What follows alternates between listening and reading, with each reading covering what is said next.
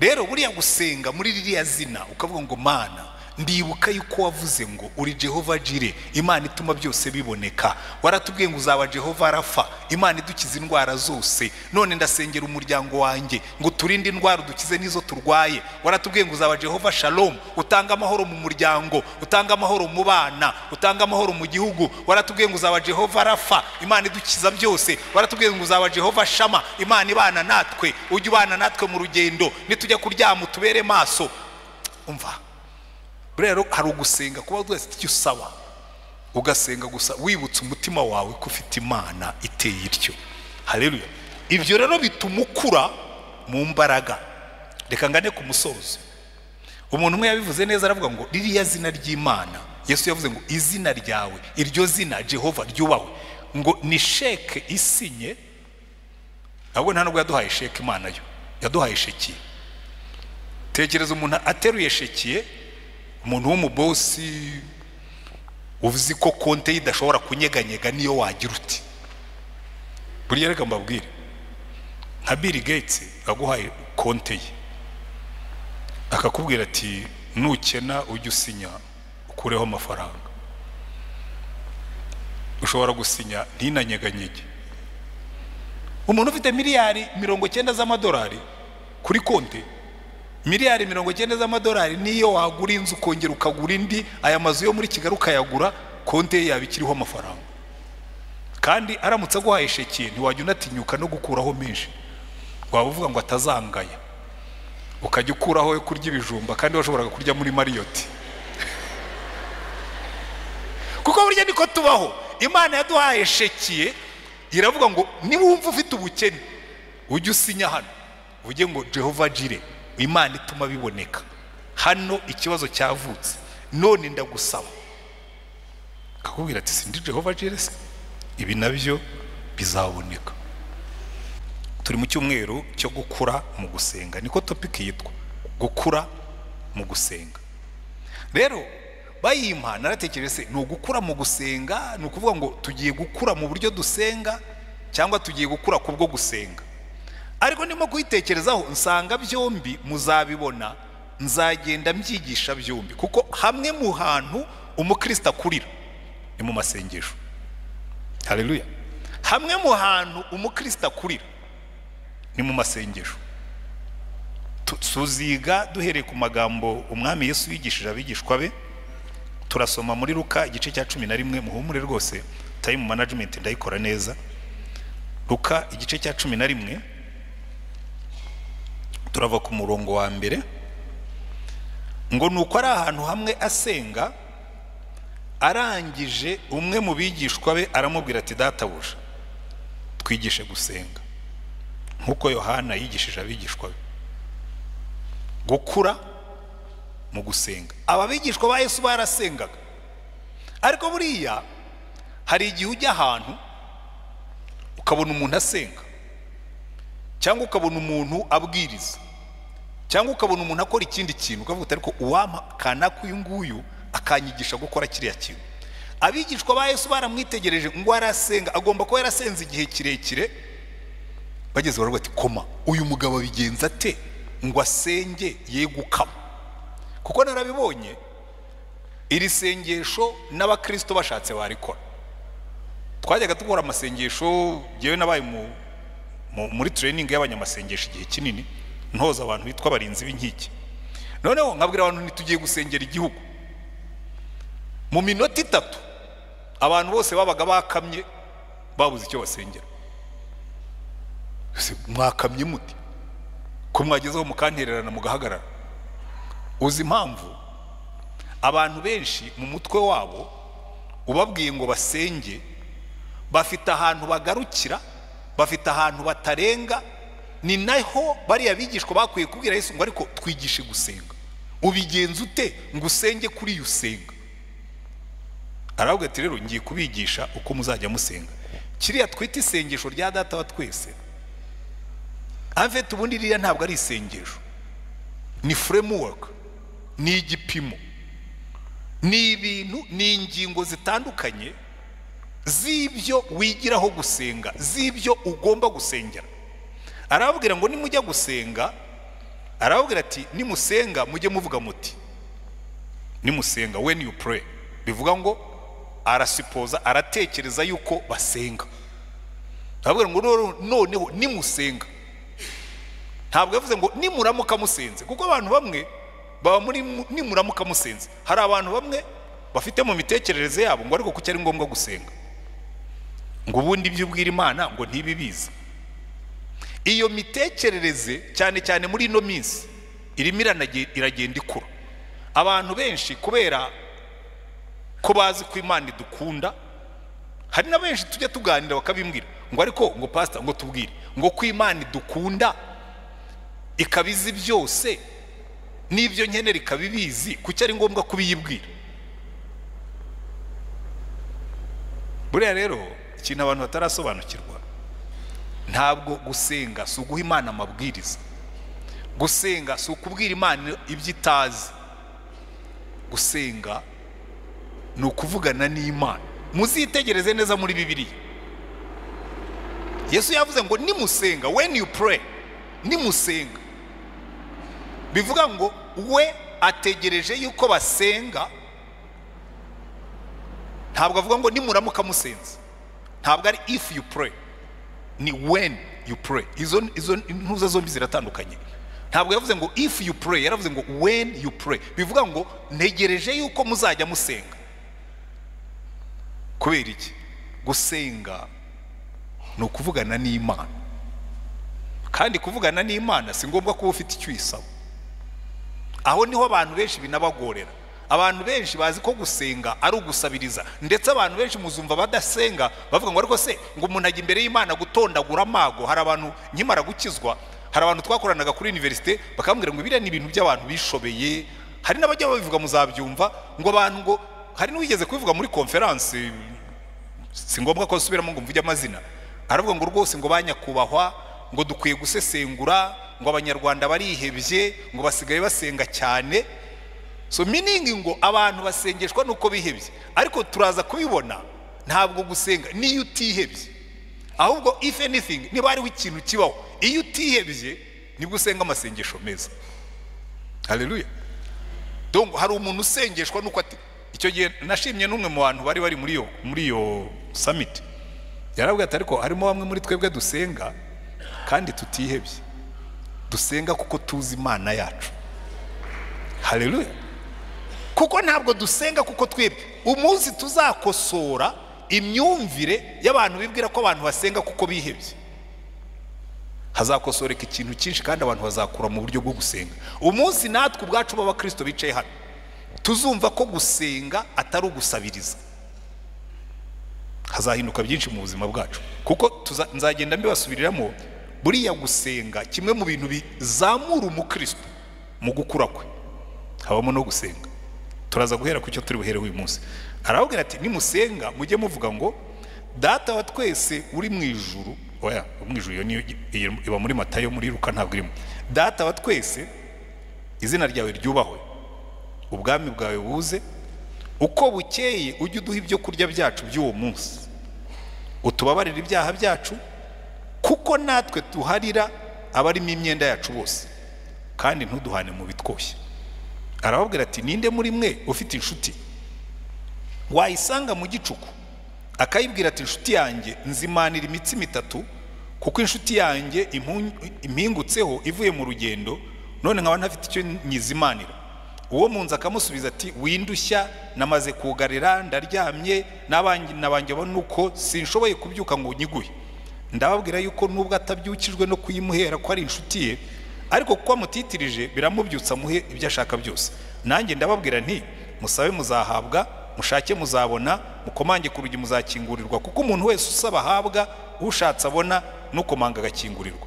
Mbese ninde muri mwe ufite umwana yaba umusaba umutsima akamuha ibuye, cyangwa ifi akamuha inzoka, cyangwa yamusaba igi akamuha sikorupiyo?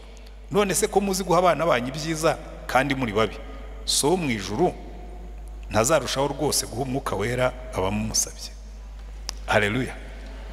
Urumva hano Yesu aravuze ngo nimusenga, igihe musenze mujye muvuga ngo data wa twese uri mu ijuru.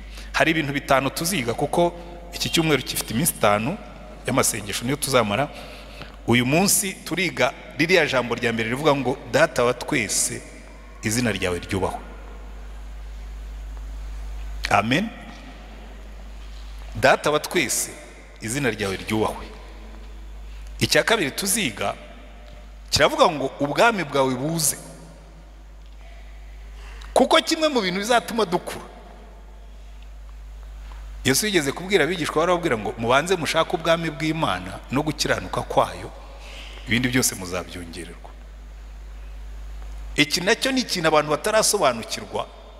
Umukristo ukuze ashaka ubwami bw'Imana, ibindi byose bikaza ari resituruni. Twebwe rero twibwira ngo turazabanza dushake ibindi, ubwami bw'Imana buze nyuma. No. Icya gatatu ngo uko bukeye, umva, uko bukeye, uko bukeye kuko bucyana ayandi, uko bukeye ujye uduha ibyo kurya byacu by'uwo munsi. Icyo tuzakiga. Hanyuma icya kane, iki kirakomeye, utubabarira ibyaha byacu kuko natwe duharira abarimo imyenda yacu bose. Gusengera imibanire yacu n'Imana, ni yacu n'abandi, ni yacu yewe nawe ubwawe. Muri no minsi mwarabyumvise, erega buriya hari ibintu byinshi dukwiye kumenya. Mwumvise ko bavuga ngo muri no minsi ngo abantu benshi ngo babanda n'agahinda gasaze, ngo depression ngo iragenda yiyongera. Kandi ntabwo ari mu Rwanda honyine, muri Amerika babara yuko hagati ya 2021 na 2024 depression yazamutseho 30%. So isi yose yuzuyemo abantu bihebye, bari depressed. Hanyuma Yesu akatubwira ngo rero buriya uko bukeye, kimwe mu bintu bituma abantu biheba ni imibanire yabo. Uzumve hirya no hino bakubwira ngo ingo zirasenyuka n'ibiki byose, ariko n'uburyo umuntu abana nawe ubwe. Nubona umuntu yifata akajya mu rumogi, akajya mu nzoga, akiyahuza inzoga, ujye umenya ngo afite problem yo kubana n'isi no kubana nawe ubwe. Relationship with self, giyewe ubwanjye, giyewe nyine. Hanyuma icyanyuma tuzareba, kandi ntuduhane mu bitwoshya. Icyo nise amasengesho y'urugamba. Ntuduhane mu bitwoshya, amasengesho y'urugamba. Abantu benshi aya masengesho cyane cyane aya nyuma nariya yandi yose dayire arabagora. Masengesho y'urugamba, umuntu dayimoni iramufata. Mwari mwajya ahantu wenda mbivugeho hanyuma ninjire mu nyigisho y'uyu munsi. Twajyaga, ariko sinzi aho amadayimoni yagiye. Hari abantu bakibona amadayimoni niko, cyangwa ashobora kuba hari ahubwo akaba yarabaye accommodated ku buryo aba comfortable. Twajyaga tubona amadayimoni, sinzi aho amadayimoni yagiye n'ukuri. Twajyaga mu giterane ukabona amadayimoni. Noneho rimwe abajene bamwe twasenganaga, umuntu afatwa n'amadayimoni muri za 80 n'umuntu abarabaje besi hirya iriya. Noneho umuntu baramutwika, ariko uwo musore bamufunze muri abo ngabo kuko baramutwitse arapfa. Baragenda bazana ibintu zibirere, baramwuka n'imyotsi ngo baruka amadayimoni nguko inzuki, umuntu arapfa, literally arapfa. Barabafata barabafunga. Ariko nabonye n'ibindi, abantu bagafata Bibiliya umuntu bakamuhondagura ngo soka dayimoni, bagahonda bagakubita rimwe na rimwe agashyiramo n'ishyuka. Ahora se uyu muntu ntabwo ari gutyo birukana amadayimoni. Mbabwiza ukuri, iyi Bibiliya uyifashe mu ntoki, ari nawe njya mbona bayirara nabayishyize ku musego, nizere ko ntawe arimo hano. Yajya kuryama agashyira Bibiliya munsi y'umusego, ngo ubwo yirukanye amadayimoni ajya hehe? Niwifashe mu ntoki araza ngo nuko ntabwo yari impigi. Iki ni igitabo. kugenda ukayishyira munsi y'umusego ukayiryamaho nta kintu kurinda na gitoya. Rero tugomba no kwiga no guhangana n'imyuka mibi. Hari abantu mujya gusenga nk'umuntu afite amadayimoni, kantera urwo rwenya hanyuma tugira umupastori, umuntu yafashwe n'amadayimoni, pastor abanyuraho ari ku igare. Nabibwiye n'abapastori bagenzi banjye aho twabigishaga. None waramubwira ati pastor, ati twagize ikibazo hano, hari umuntu wafashwe n'amadayimoni. Ati rero mbabwire, ati jewe rwose nk'umwangirikani, ati liturji yo kwirukana amadayimoni ntayiba muri prayer book. Liturji yo kwirukana amadayimoni ntayiri muri prayer book, kandi ibyo ngibyo yarabivuze nkagira ngo n'urwenya. Ariko uzarebe barakubwira ngo dukeneye kuzakora liturji ngo yo gukurikira iyo. Nkabura kuki mukenera liturji yo gukurikira iyo? Umunaniwe gusengera abantu. Umuntu niba yapfushije yakuikira iyo ntiwamusengera utagomye gukoresha liturji. Niyihe power iri mu kuba byanditse mu gitabo?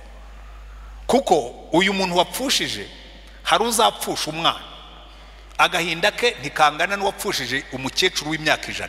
Uzakora liturji ujye uyisoma. Hano twe turimo turakora celebration yuko umubyeyi wacu wari ufite imyaka 100 yazamutse yagiye mu ijuru kuko n'ubuzima bwari butangiye kumugora. Usange undi muntu yapfushije umugore mutoya, usome liturji. Ntabwo amasengesho uzasenga ari amwe. Buri ikibazo cya liturji yanditse nuko ibibazo byose ubikemuza isengesho rimwe, kandi byose ntabwo biba ari bimwe. Yesu ugiye gusengera umurwayi, liturji usoma ni mwige gusenga, mwige gusengera ibintu byose, mwige nuhura n'umudayimoni. Ntabwo umuntu abyinira umudayimoni ngo dayimoni rero rwose ngo mbabarira ngo uvemo, ngo rwose ngo mwami Yesu ngo dutabare. Yadutabaye wa munsi ajya ku musaraba, amaze kuzuka aravuga ngo ubu ntawe utware bwose mu ijuru no mu isi, abanyizera bazirukana abadayimoni mu izina ryanjye. Iyo urimo kwirukana imbwa urayibyinirira? Urimo kwirukana imbwa ntabwo yibyinirira, urebwira ngo vaho. Niyo wirukana umuntu ntabwo, ariko ugasanga abantu mwami Yesu rwose dutabare, uzugira icyo ukora. Ibyo yagombaga gukora yarakirangije. Tugomba kwiga amasengesho y'urugamba. Wahura n'umudayimoni ugahagarara muri autority yawe ukabwira ngo dayimoni ndakubwira mu izina rya Yesu ngo va muri uyu muntu, kandi ntugire ngo ahita agenda. Hari igihe abanza akagupima kabati, sasa mwebwe ndabazi muri abanyabwoba, ikindi muri abanyabute murihuta. Twigeze gusengera umuntu urimo amadayimoni duhera saa 11 tugeza saa 7 y'ijoro, turi kuri stade twanze gutaha. Mudayimoni ageze aravuga ngo nahuye n'abarokore mwebwe mwangoye. Adusobanurira ibyo byose, ariko byo nzabibigisha nitugera ku munsi wabyo. Ibyo uri ku munsi wa nyuma, amasengesho y'urugamba. Kuko tugomba kwiga kwirwanirira. Hari abantu bagenda ukabona arimo arahenda dayimoni arayibyinira. Ntabwo dayimoni ibyinirwa, arayirukana mu izina rya Yesu. Byaba ngombwa ukazamura ijwi ukakubita ikirenge hasi, ariko ntukubita umuntu. Abantu bakora, ukabona umuntu bamuhondaguye agize amadayimoni yaramumereye nabi, namwe muramusonze. Kandi ubona abanyamwuka bagafata Bibiliya bagahondagura umuntu ku mutwe, ku bitugu, ku maguru. Urahondagura umuntu w'ikimuhora iki? Warangiza rimwe na rimwe ukanamwuka nkabona babwiraga, ugacana ibi umwotsi ukamwuka umuntu agapfa. Ibyo mbabwira byabayeho. Abakristo, reka twigire mu nyigisho y'uyu munsi. Data wa twese, izina ryawe ryubahwe.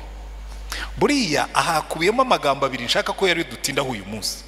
Buriya gusenga ko mu rwego rwo hejuru no gusenga kudafite icyo gusaba, icyo twita worship.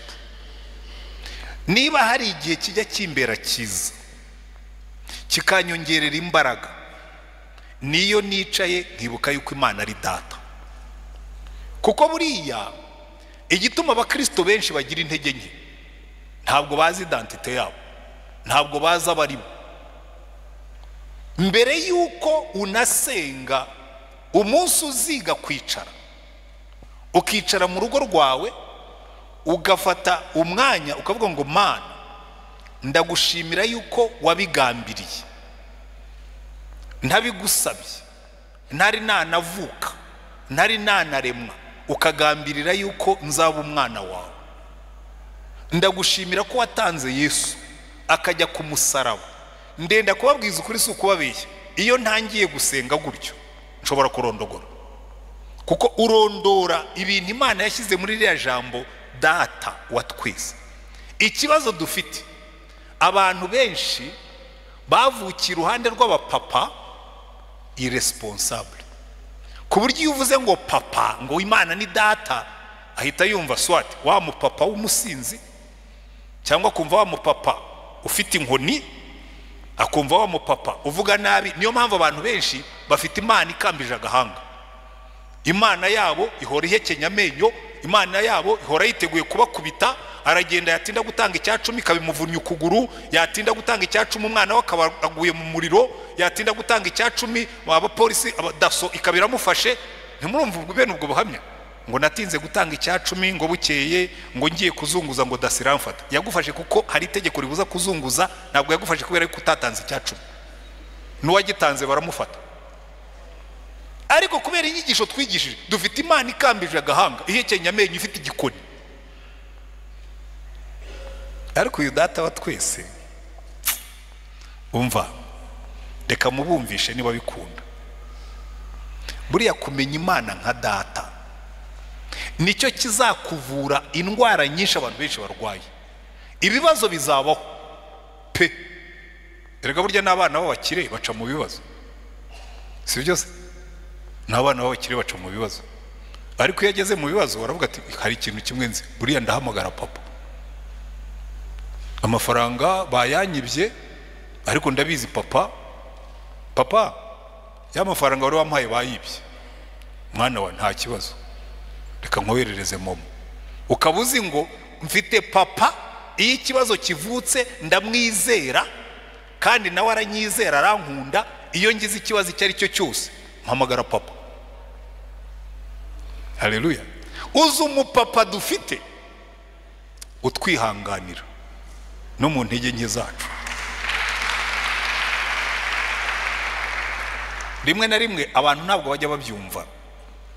Jewe njya mbwira abana banjye, uretse ko ubu bose barakuze bakiri batoya, najya mbabwira nti sha muzangirire neza mugende mu nzira zanjye, ariko nunibeshya ukayivamo ukanywa inzoga ugasinda, ntibizakubuze gutaha, kuko nta kizambuza kuba papa. Waba wasinze waba uri muzima, nzahora ndi papa. Nunanywa ugasinda ntuzibagirwe nimero yanjye, uzampamagara aho uzaba uri, nziyizira jyewe ubwanjye nkutware, nta nubwo nzagutonganya. Kubera iki? Ni umupapa. Paternite yanjye ntabwo igengwa n'imyitwarire y'abana banjye. Niyo bitwaye nabi, I'm still dad. Haleluya. Kuko Imana iratubwira ngo mwigane Imana nk'abana bakundwa.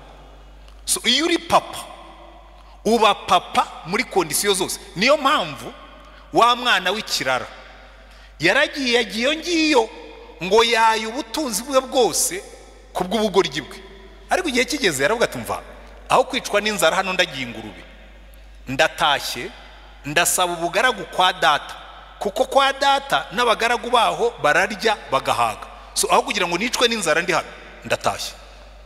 Arataha, ariko ngo aragenda ageze hafi y'iwabo, ngo se amubonye, jewe iriya nkuru iyo nyisomye mpita numva urukundo rw'Imana. Uriya mwana ageze hafi y'iwabo agomba kuba yaratangiye gukurura amaguru. Kavuga ati buse uriya muntu uhagaze ku irembo buriya si papa? Atangira guhagarara, ndetse atangira no kugenda asa n'usubira inyuma. Sara mureba aravuga ati uriya mwana nindeba nabi yaraje, reka niruke. Baratubwira ngo se yarirukanse aramuhobera kugira ngo amubuze gushidikanya. Umwana atangira kuvuga ngo urumva papa, ngo rwose ngo nacumuye kuye mu ijuru. Ngo aramuga ati ibyo byihorere, niba kwambika umwenda tubanze dukora umunsi mukuru, ubwo wagarutse birampagije. I'm your dad. Haleluya. Iyo Mana umunsi uzasobanukirwa urukundo rwayo. Niyo mpamvu natangije ya ndirimbo, nishimiye ko data wa twese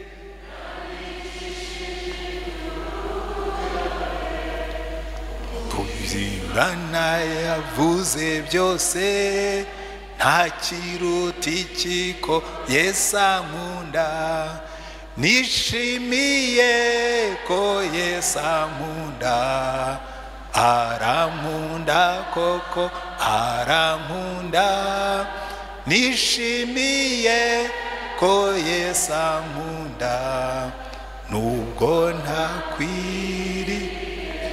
Rero iyo utangiye gutekereza ugasenga, aha rero niho dukurira. Iyo wicaye uri wenyine ugatumbira Imana ukavuga ngo Mana yaremye ijuru n'isi, Mana izi byose, Mana itegeka byose, Mana ifite byose, warakoze kuba data.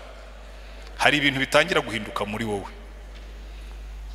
Niba wemera ko Imana ishobora byose, niba wemera ko Imana izi byose, niba wemera ko Imana iba hose, niba wemera ko Imana ifite byose, ukemera ko Imana igukunda, yagukunze kugeza aho itanga umwana wayo ku bwawe, ubundi wagombye gutuza ukajya uririmba ubwo Mwami Yesu ankunda ndamahoro. Kuko ririya sengesho ryo kuramya Imana no kuyitekerezaho niwo muti w'impagarara zose tugira mu buzima. Murabizi, yewe nkunda kwigisha ntanga ubuhamya. Hari umunsi nari nicaye ndi kumedita kuri ayo magambo, kandi hari ibintu byari byabaye binyibutsa yuko ndi imfubyi. Icyo gihe nari nkiri umusore. Hari igihe wicariye uri umusore, Satani akakwihererana akakwibutsa ko utagira so, kandi nari umukozi. Afite imyaka 29 niba nibuka neza. Akakwibutsa ko ugomba kwasima responsibility tutari kujyamo iyo ufite so. Akakwereka ibintu, akakwicaza, akakubwira, akakuririmbira. Iyo rero wibeshye ukamutega amatwi, aracuranga, akagucurangira, akakwibutsa ibyo wabuze, akakwibuka ibyo warabonye, akakwibuka aho utanyuze, akakwibuka ipantaro utambaye, akakwibutsa inkweto utabonye, akakwibutsa imodoka utagenze mu wagenze n'amaguru, akakwibutsa kugeza no kuri korugate. Hanyuma mvuye muri ibyo ntangira gutekereza ku rukundo rw'Imana. Imana irambwira ngo ariko niba ndi so wangaye iki? Umaze isaha wicaye urimo kwibuka, urimo gucunda amaganya ngo nabayeho, ngo iyo data abaho, ngo tuba dufite ibingibi, ngo iyo data abaho, ngo simba naragenze n'amaguru, ngo iyo data abaho, ngo mba narambaye. Icyo turangiza sogonderi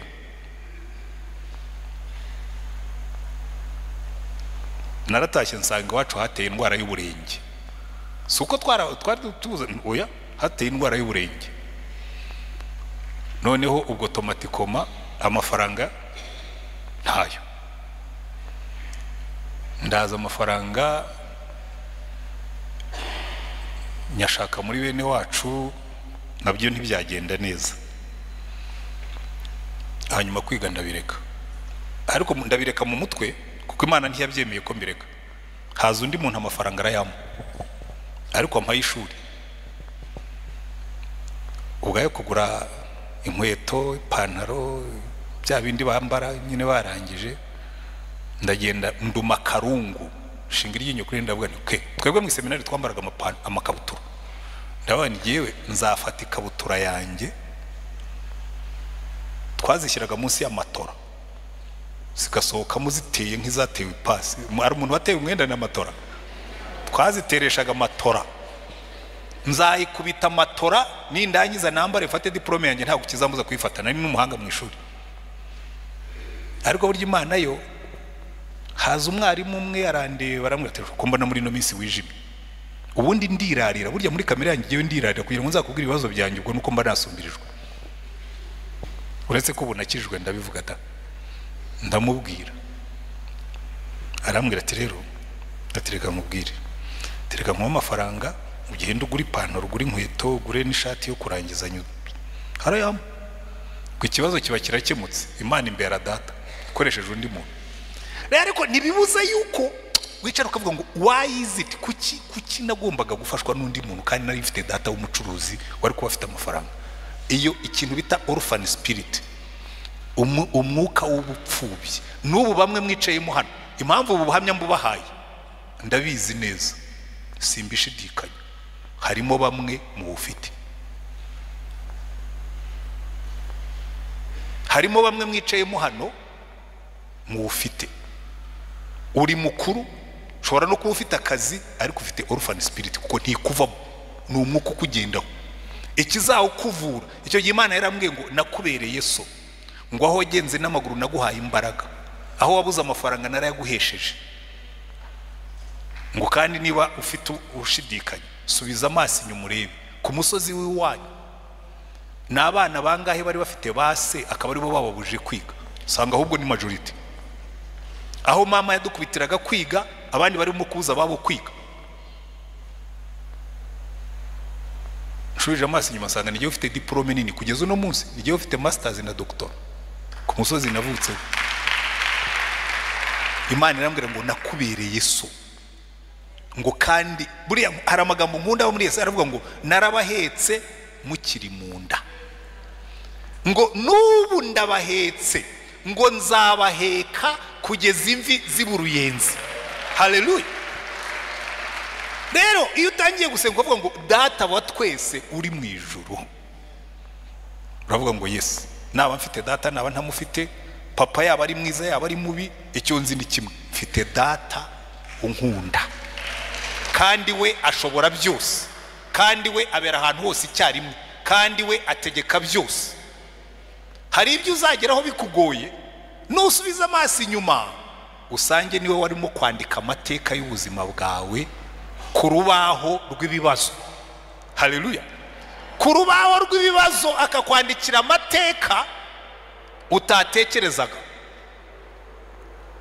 Agahagurutsa umuntu akaguha amafaranga kandi ntacyo mupfana, kuko arimo arandika amateka, kuko isi n'ibiyuzuye n'iby'Uwiteka, kandi imitima y'abantu bose mu biganza bye, kandi ayiganisha aho ashaka.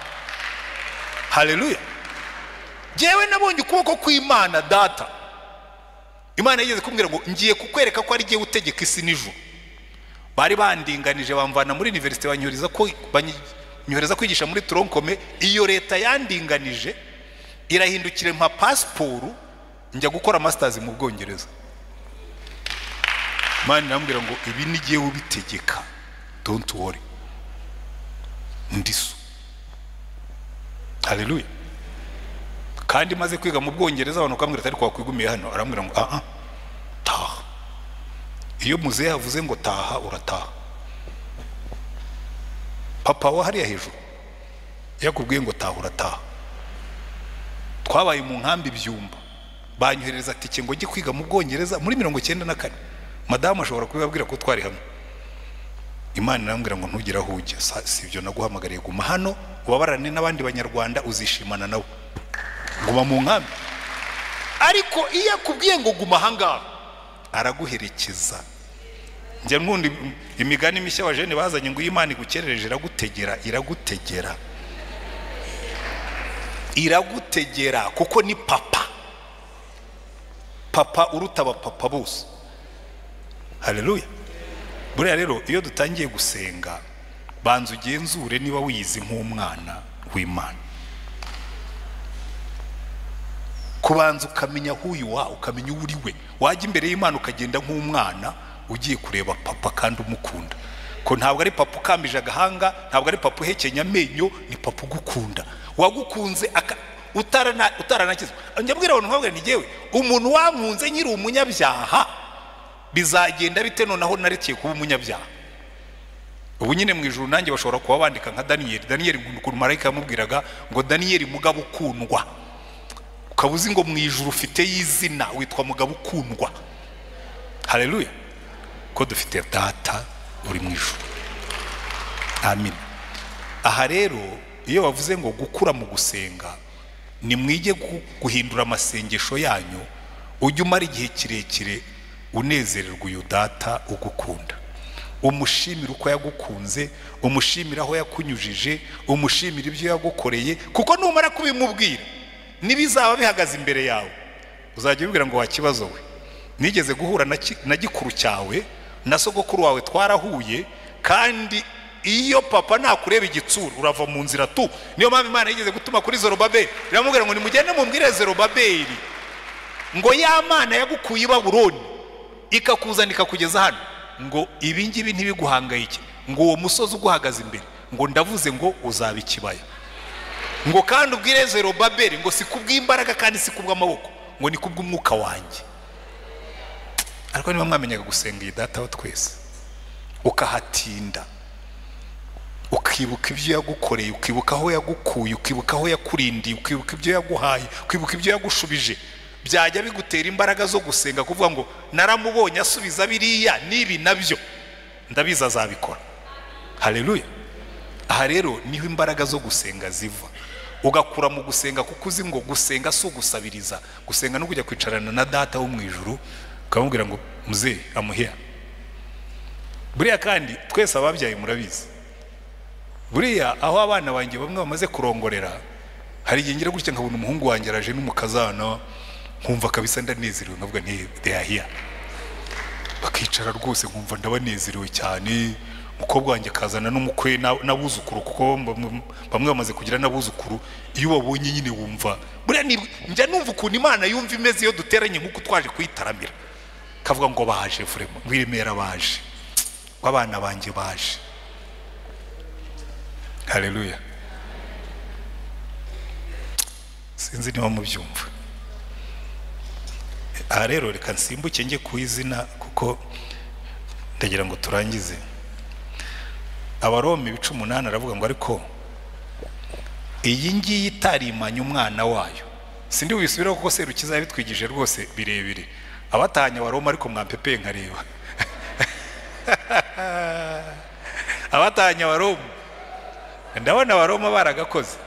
Aba ngo iyi ngiyi itarimanya umwana wayo, niki itazaduhana hamwe nawe?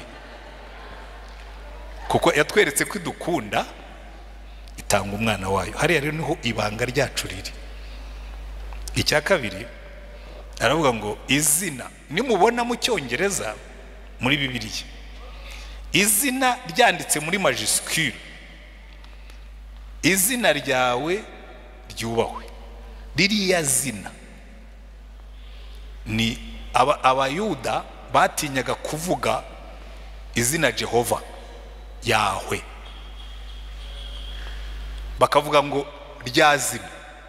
Iyo rero bavuze ngo izina ryawe ryubahwe, ni ukuvuga ngo Yahwe. Ririya zina rero nibyo rikubiyemo ibintu byose.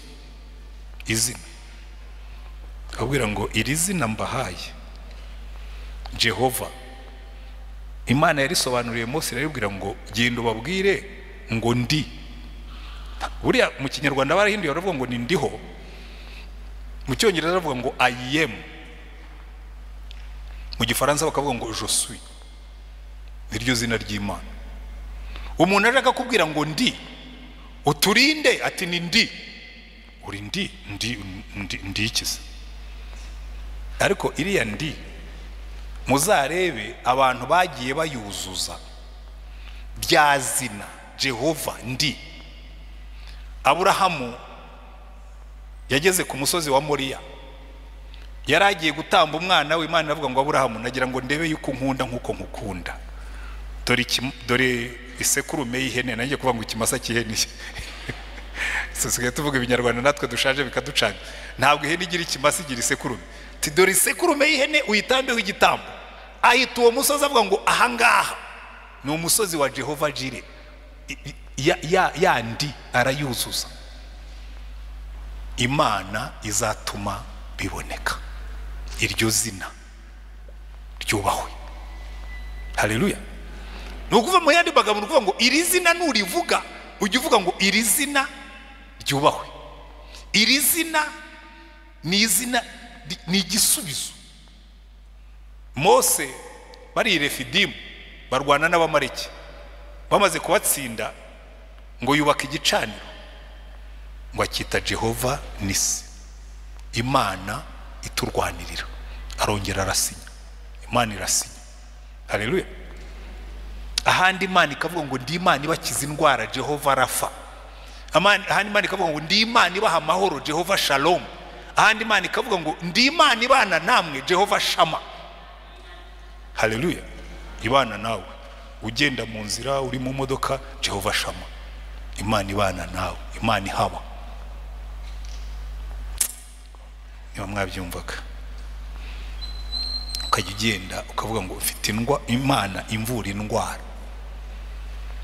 kandi by the way ukajya usengera umubiri wawe, Imana ikawurinda mbere yo kurwara, kuko ni Imana iturinda, ni ingabo idukingira. Rero buriya gusenga muri ririya zina ukavuga ngo Mana ndibuka yuko wavuze ngo uri Jehova Jire, Imana ituma byose biboneka. Waratubwiye ngo uzaba Jehova Rafa, Imana idukiza indwara zose. None ndasengera umuryango wanjye ngo turinde indwara dukize nizo turwaye. Waratubwiye ngo uzaba Jehova Shalom, utanga amahoro mu muryango, utanga amahoro mu bana, utanga amahoro mu gihugu. Waratubwiye ngo uzaba Jehova Rafa, Imana idukiza byose. Waratubwiye ngo uzaba Jehova Shama, Imana ibana natwe, ujye ubana natwe mu rugendo, nitujya kuryama tubere maso. Umva, rero hari ugusenga kuba wese icyo usaba, ugasenga gusa wibutsa umutima wawe ko ufite Imana iteye ityo. Haleluya. Ibyo rero bituma ukura mu mbaraga. Reka ngane ku musozo. Umuntu umwe yabivuze neza, aravuga ngo ririya zina ry'Imana, Yesu yavuze ngo izina ryawe, iryo zina Jehova ryubahwe, ngo ni sheke isinye. Ntabwo nta nubwo yaduhaye sheke Imana, yo yaduhaye shekiye. Tekereza umuntu ateruye shekiye, umuntu w'umubosi uvuze ko konte idashobora kunyeganyega niyo wagira uti. Buriya reka mbabwire, nka Bill Gates aguhaye konte ye, akakubwira ati nukena ujye usinya ukureho amafaranga, ushobora gusinya ntinanyeganyege. Umuntu ufite miliyari 90 z'amadolari kuri konte, miliyari 90 z'amadolari niyo wagura inzu ukongera ukagura indi, aya mazu yo muri Kigali ukayagura, konte yabikiriho amafaranga. Kandi aramutse aguhaye shekiye ntiwajya unatinyuka no gukuraho menshi, waba uvuga ngo atazangaya, ukajya ukuraho yo kurya ibijumba kandi washoboraga kurya muri Marriott. Kuko burya niko tubaho. Imana yaduhaye shekiye, iravuga ngo niba wumva ufite ubukene ujye usinya hano, uvuge ngo Jehova Jire, Imana ituma biboneka. Hano ikibazo cyavutse, none ndagusaba. Akakubwira ati sindi Jehova Jire se, ibi nabyo bizaboneka. Hari umuntu wicara akavuga ngo none se ngo twajya twicarira aho ntidukore. Oya, niyo ikubwira ngo haguruka ugende ukore biriya, ndabiha umugisha, ukabikora ukabona, cyangwa haguruka ujye kuvugana na kanaka, ukabona ukanaka uramuvugishije, ikibazo cyawe kigakemuka. Nuko ikora. Cyangwa ubundi ugahura n'umuntu mu nzira akakureba atariko ati maze iminsi mutekereza, ati numvise Imana ishyira ku mutima kuguha kado. Bya bindi wasengeraga bikaza ari gift y'umuntu utanatekerezaga ko yamuturukaho. Ngewe rwose ibyo narabibonye, si rimwe si kabiri si gatatu. Aha, Imana izabaho umugisha. Buriya uzi kera ngiye kuva muri AAA, abakozi barambajije bati buri ikintu kiguhangaye kizakugora cyane nikiye. Ni kugenda n'amaguru, maze imyaka 15 ngenda n'imodoka. Abakozi bambera abana beza, baterateranya amafaranga ngo bazangurire nibura ka gikumi nge nkagendamo. Ariko bodi irabireba iravuga ngo ya Imana, ubwo n'Imana yabirebye nyine iravuga ngo ya ntabwo ari uko nzaherekeza umugaragu wanjye wagira guhurya bamparavufo. Sinamaze imyaka 10 n'ingahe nkorera Imana nyigendamo, ntiyigeze ipfa. Hanyuma ngiye kuviremera muri ibwiriza cyangwa irababwiriza mu makabando k'iminsi kizabukuru. Biriya rero niho ubonera Imana utanabisabye, ikakuvuga ngo ndagutekereza, ndagufite ku mutima ibyawe, ngo komeza ibyo naguhaye, wowe ibyawe ubindekere. I'm your dad. Haleluya. Ukagenda rwose wemye uzi neza. Ariko nenda kubabwira nubwo ndimo kubibigisha, ndabizi ko benshi mutarimo kubishyikira, kuko nimusohoka hano aho kugira ngo mutumbire Imana, murongera mutumbire ibibazo muhangayike. ndimo ndabibahana kuko ndabizi. Umva uko Satani akora. Muribuka abakomvayeri bo mu matagisi ya kera, simperuka kugenda muri taxi ubwo sinzi niba wacyaho. Waragendaga ugasanga muri taxi banditsemo hejuru ngo passager ntiwibagirwe umuzigo wawe. Satani ahagarara hariya ku muryango, baba barimo kwigisha data wa twese, bakwigisha izina ry'Imana, ukumva kabisa wagezeyo. Wasohoka wagera hariya akakubwira ati wibagiwe yuko baguhaye preavis, tahana umuzigo wawe passager, ukawuterura ukawutera umutwe. Aho gutaha uri muri data wa twese, ugataha wongeye gusubirana umuzigo wawe utahanye.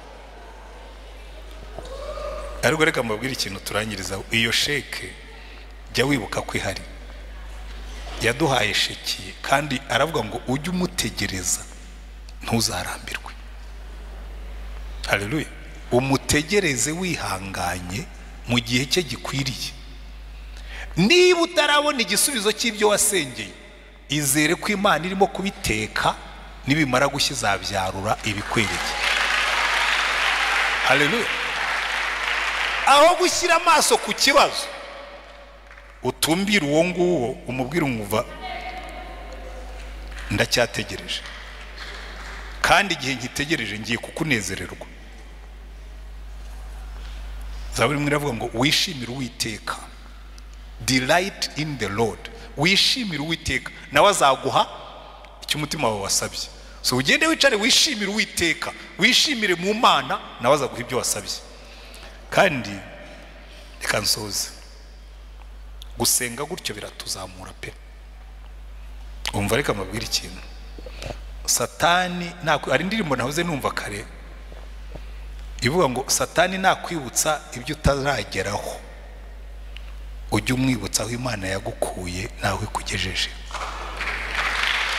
Nakwibutsa ko hari ibyo utarageraho, umubwire uti Satani ndi mu nzira, ibyo ntarageraho, hari aho Imana imvanye, hari aho ingejeje, kandi hari aho injyanye.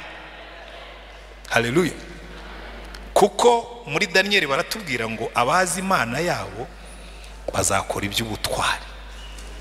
Amina. Buri icyatumye Dawidi atinyuka Goliyati. Goliyati ngo yaje afite icumu n'agacumu n'ingabo nini n'intoya, Dawidi aramureba ngo amurebera mu ndorerwamo rya zina. Indorerwamo ya rya zina aramubwira ngo unteranye icumu n'agacumu n'ingabo nini n'intoya n'abagutwaje reinforcement, ngiye nguteye mu izina ry'Uwiteka. Haleluya. Nguteye yewe mfite bukiriye y'izina ry'Uwiteka niryo njemo. Buriya rero abazi Imana yabo bazahagarara imbere y'ibibazo, babwira umusozi ngo wa musozi we ndabizi urahari. Simbabwira ngo mujye muvuga ko imisozi irahari. Uhagarara imbere y'umusozi ubwire ngo wa musozi uri hano, ngiye kuryama, ibibazo byawe n'ingorane wanteye nazihaye data wa twese, ariko hari umunsi ndabizi uzaba ikibaya. Uryama usinzire, uzabyuka usange nyuma y'umunsi, nyuma y'ibiri, nyuma y'icyumweru, nyuma y'ukwezi, ubone wa musozi wabaye ikibaya. Abo Imana yahindura imisozi ibibaya, mubwire ngo amen. Hari imisozi Imana igira kuri kikarevolinga, ikibazo cyari kiri aho wazagishaka ukakibura. Cya kibazo cyagiye Imana yagihinduye ikibaya. Haleluya.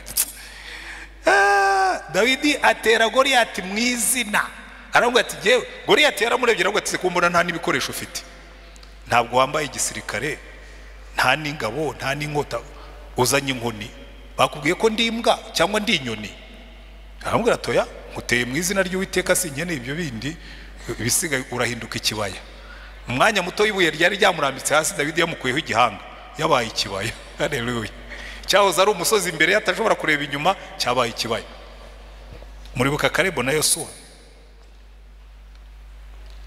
abandi babaciye intege baravuga ati twabonye iminara miremire, twabonye imidugudu ifite inkike zikomeye, twabonye abagabo barebare. Baravuga ati bariya ubwo Uwiteka ari mu ruhande rwacu, turagenda muri rya zina tuzabarya nk'ubugari. Haleluya. Ariko ibi ngibi bimenywa n'abantu bafite komatana n'Imana. Nibyo Kalebo yavuze bamaze gufata igihugu, aramubwira ati jewe no matanye n'Uwiteka, jewe ngendana n'Imana kole kole, nk'umwana ufashe ku ijipo ya nyina, tuye tugendana kole kole. Jewe je n'Imana tugendana kole kole. wari wabona akana kafashe ku ijipo ya nyina ikije cyose washaka no kugakora ugahungira mu izina ry'Uwiteka. Aho niho imbaraga zacu ziri. Iyo umaze kumenya neza uwo uri we muri Kristo Yesu, ukamenya data wa twese uri mu ijuru, ukamenya na rya zina, ibisigaye byose ugenda ku idembe. Satani yakwibutsa intege nke, ukamwibutsa imbaraga zitagira akagero iziha twebwe abizeye. Yakwibutsa ibyo udafite ukamwibutsa iby'Imana izaguha, kuko ngo yatubikiye umurage udashobora kubora cyangwa kugajuka. Ngo niyo mpamvu ngo bariya batubanjirije ngo babibonaga bikiri kure, ngo bakabyifuza, ngo bigatuma bavuga ko ari abashyitsi n'abimukira mu isi. Bivuga ngo isi ntiyashoboraga kubaca intege, kuko baravuga kuti n'ubundi ndi umushyitsi hano si iwacu, ndi umushyitsi n'umwimukira. Kandi muri urwo rugendo Imana ikabatunga. Data wa twese, izina ryawe ryubahwe. Haleluya.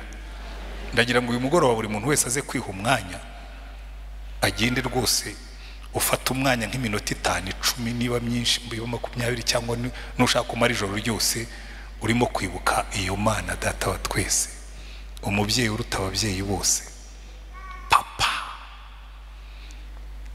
Pawulo yabyanditse neza aravuga ngo ntabwo twahawe umwuka w'ubwoba udusubiza mu bubata, ngo ahubwo twahawe umwuka w'imbaraga, ngo dutakisha ngo aba data.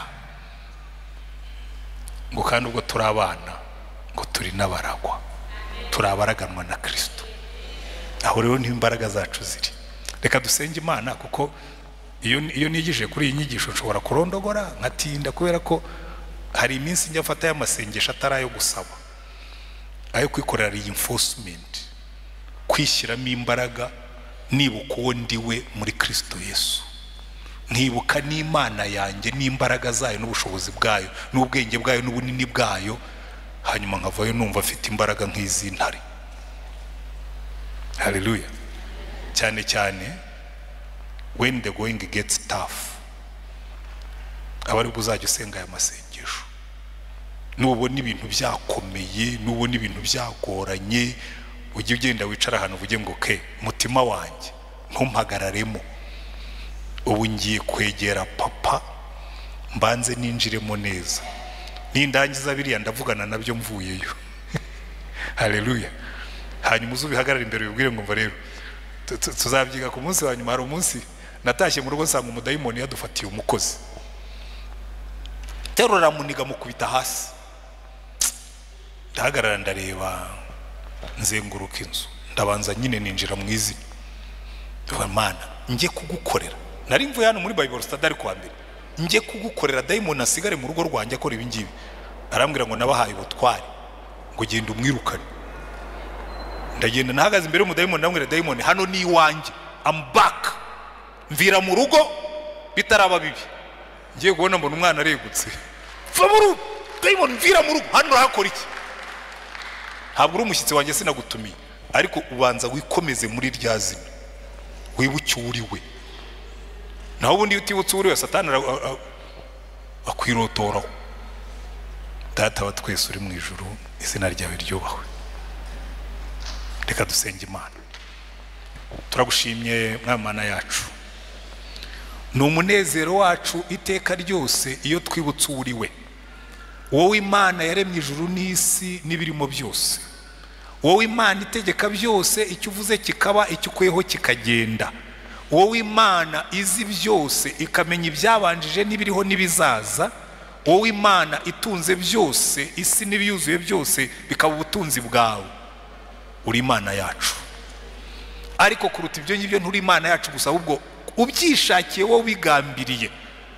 Ubu mubyeyi wacu, ndasengera ababene data. Umugaragu wa Paulo yigeze gusengera ab'Efeso ngo ndabasengera ngo Imana ibahe umwuka wo kumenya no guhishurirwa, ngo muyimenye, ngo mumenye n'ubwiza bw'ibyo azaragabera, ngo mumenye n'ubwinshi bw'imbaraga iziha twebwe abayizeye.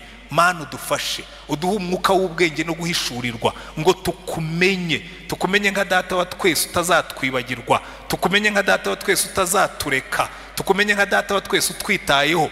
Uyu mugoroba wandike aya magambo ku mitima y'aba bantu bose abaje baremerewe n'ibibazo bakumenye nka Jehova Jire, Imana izatuma ibisubizo biboneka. Abaje barwaye bakumenye nka Jehova Rafa, Imana idukiza indwara. Abaje bafite ibibahangayitse imitima bakumenye nka Jehova Shalom, Imana y'amahoro yacu. Abaje bihebye bakumenye Mana nka Jehova Adonai, Imana ishobora byose izababera igisubizo. Reka imbaraga zawe zimanukira ahangaha tukumenye Mana, niturangiza tugendere muri ubwo bumenyi budutera imbaraga, kuko ngo bakumenye ngo bazagira ubutwari, bazakora iby'ubutwari, kandi imbaraga zawe zizakorana nabo, zizakorera muri bo. Wumve gusenga dusenze uyu mugoroba, uduherekeze utugirire neza kandi ukomeze kutwihishurira mu izina rya Mwami wacu Yesu Kristo, amen.